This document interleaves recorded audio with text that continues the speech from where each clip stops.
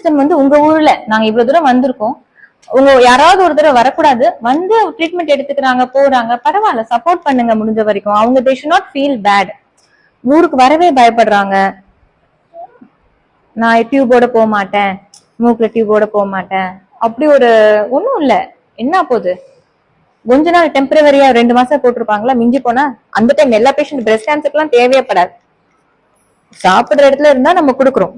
அந்த மாதிரி ஒரு பேஷண்ட் வருத்தப்படுற அளவுக்கு கண்டிப்பா இருக்கவே கூடாது. பயப்படுறாங்க ஊருக்கு போறதுக்கே.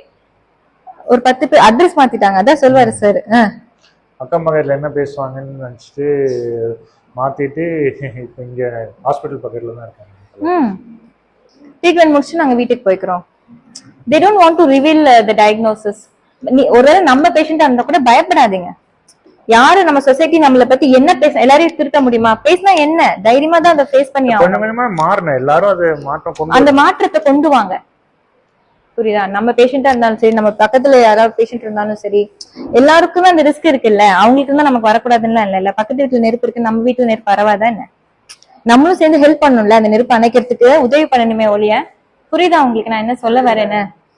ஒதுக்குறதோ எதுவும் பண்ணக்கூடாது. நீங்களும் பயப்படாதீங்க. இருக்கா விழிப்புணர்வு போய் கிரியேட் பண்ணணுமே ஒழிய, ஐயோ கேன்சர் ட்ரீட்மெண்ட் பயோப்சி எங்க ஊர்ல பண்ணக்கூடாதுன்னு சொன்னாங்க, ரேடியேஷன்னா என்னது அப்படின்னாங்க இப்படின்னாங்க. எவ்வளவு அழகா ட்ரீட்மெண்ட் பண்ணிக்கிறாங்க, கருப்பு கூட ஆக மாட்டேங்குது இப்ப இருக்க மெடிக்கல் அட்வான்ஸ்மெண்ட். அக்கம் பக்கத்துல இருக்கிறவங்க, நீங்க ட்ரீட்மெண்ட் ஒரு டயக்னோஸ் ஆகி ஒருத்தவங்க அதை அக்செப்ட் பண்ணிக்கிறது எவ்வளவு கஷ்டம், எவ்வளவு மனவேதனை இருக்கு. அப்ப போய் குழப்பக்கூடாது, ஐயோ இப்படி போகாத, இதை பண்ணாத, அதை பண்ணாத. நாங்க நிச்சயமா அதெல்லாம் ஃபேஸ் பண்றதுனால சொல்றேன். நம்ம டாக்டர் படிச்சிருக்கோமா? இல்ல இல்லையா? நம்ம பாதுகாத்ததுக்காக நம்ம பண்ணணும். இன்னொருத்தவங்களை குழப்பி விடக்கூடாது. அதை செய்யறாங்க. அம்மா இப்ப